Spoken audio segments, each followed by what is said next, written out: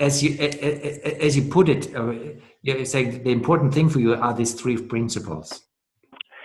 Thomas, this is in a really simple way how I experience my human life. Mm-hmm. I can talk, about my ideas about that, but I really experienced my life. I didn't know about the three tenets, but this is something that I learned, right? This is some kind of a methodology that an old Jewish Zen master put together. But I realized that was putting together a very simplified form to how I already experienced my life. Mm-hmm. So this not knowing is an experience, and I can invoke that.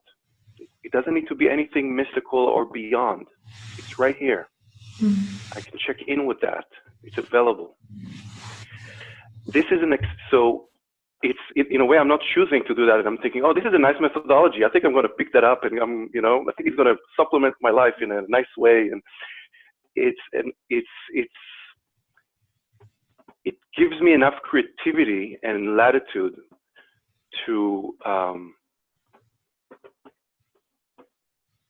really address my human life as I experience it. And I'm trying to be very simple with words right now, because it can become very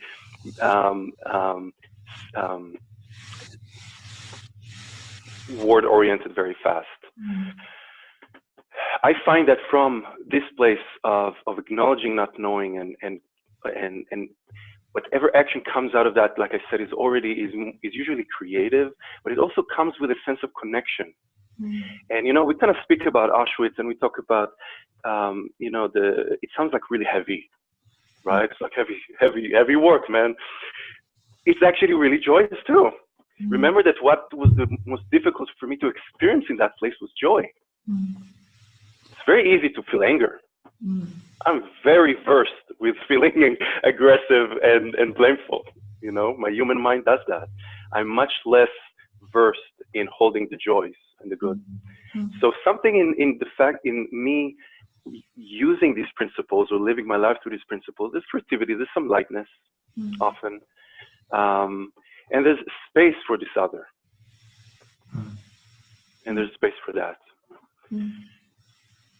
I recently did a presentation at a high school in Vermont, and the conversation was around nonviolence.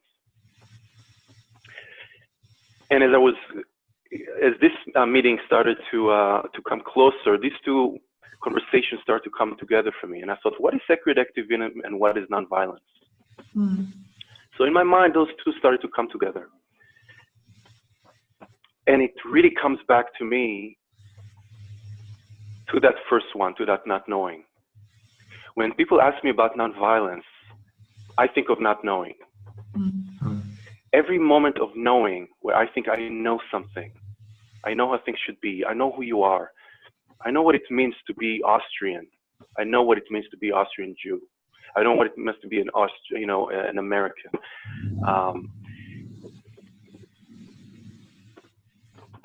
That can be an act of violence. And it's radical. I know what I'm saying is radical, but can I hold myself to that standard? That if I think I know something about someone, I'm committing a slight or large act of violence. And what does that mean then to live a nonviolent life? Does it mean to go out in rallies? Does it mean to so this is why language is so important. Some people use nonviolence as a stand-in for nonviolent direct actions, which is something. It's very specific. I'm really talking about nonviolent consciousness, and this is what I'm really interested in that moment of a thought bubble that bubbles up, that points to someone. That's for me a moment of violence. Yeah.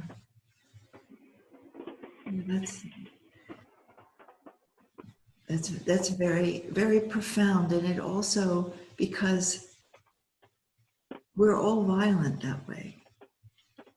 I mean, that it is how the mind works. We get caught in that, and what the mind the mind's sort of movement in that way.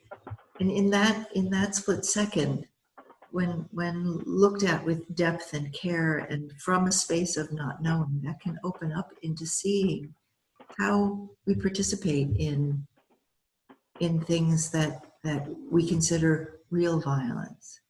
You know, that there's that these that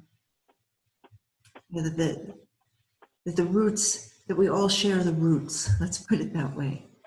And we need to go to a very deep place in order to create a space in which we can hold this and see it all and hold and realize that we're not separate from it. I think that's when you make the standard that sort of profound, Rami, I feel that then you implicate all of us. And that implication is a powerful and important thing in terms of not separating from another. To be honest, if this is the only thing I take from this conversation, I'm already very, very happy, because I have never thought it in this simple, radical way that you just brought it. Basically, knowing is violence, period, and that should be enough for, I don't know how long contemplation of, let's say, a lifelong contemplation, just to see, because it hits me as true what you're saying. It just hits me as true, because I know, just seeing you, I meet you the first time, and immediately all forms of knowing come up. That do, at least with me, all the time, and to see how this is doing something with the other. That in fact it's a very subtle way, because it seems I'm not doing anything, I'm just whatever. But inwardly, it's a movement of it's a movement of violence. Basically, I'm not listening in doing that. I'm not open to experience something I don't know. Maybe this meeting is a complete surprise that is opposite to everything that I thought I would know. Am I ready for that? Am I ready to meet you? Very simple. That's, am I ready to meet you? And I just that you basically put this really in this equation, knowing is violence, puts a very different emphasis on non-violent action. Thanks, Thomas. And I think it's really important to point out, because, for example, if we've had this conversation 10 years ago, when I was just, 12 years ago, when I just started to meditate and I was just starting to learn this language of thinking and knowing, I could have taken this conversation in a very different way, because it could sound like knowing is bad, right? Thinking is bad. So that means that I need to somehow not know and somehow not think. So I want to acknowledge maybe a diversity in our audience and people who are listening to this. So if I want to maybe clarify or give a little bit more poignance to that, it's not that the knowing is the problem, it's the distinction between the thinking and the knowing. When I can say, wow, I can say something about, I can acknowledge my knowing and just say, hey, I'm having this thought. That immediately can even be a moment of connection. I can reveal my prejudice by saying, hey, you're Austrian, I'm thinking this, and that could be, I can chuckle about that. And you can say, oh yeah, everybody thinks like that. That is, so in a way, thinking can be a conduit of connection. So I'm not talking about, repressing thoughts, squashing it down. There's some element in knowing. I mean, we know that, we feel that. When I know something, right, it feels very different in the body, right? There's a sense of like in my chest, there's some kind of a heat There's some kind of an indignance, maybe self-righteousness. I know how things are. Don't tell me otherwise. You know, so here we can bring words like non-attachment. Okay, so you can be non-attached to your thoughts. I just want to be clear that this is, so when I'm speaking about not knowing, is not about being a zombie walking in the world. That's really important.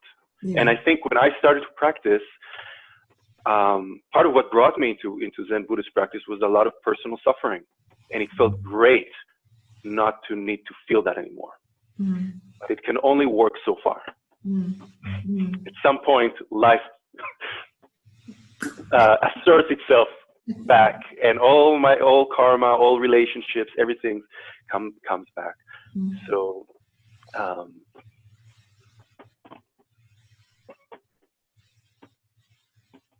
yeah. It's interesting because as we were speaking here, what I experienced was a kind of field of connection, a kind of sense of being with that felt very present, a kind of presence together. And when you started speaking about knowing, what I thought of, or what came to me, was how that field of kind of a primary togetherness that is before thought, before. I mean, I think another spiritual teacher, we were speaking about this earlier today, calls it prior unity. That we come from something that is one into multiplicity, or into being here together as differentiated, different beings. But that the kind of the knowing has a cutting effect in that, at that dimension. I mean, it's not that ultimate oneness, it can ever be, destroyed, but there's something that we do that kind of cuts into that, and that's, which is very different than thinking together, because in some ways what we are doing right now is we're thinking together about this that you've brought. This like, wow, knowing is violence. And so we're kind of exploring, well, how is that so? And how is it not so? So it's not the thinking, but it's the kind of, like, I know who you are, dismissal of someone else's life essence, in a sense.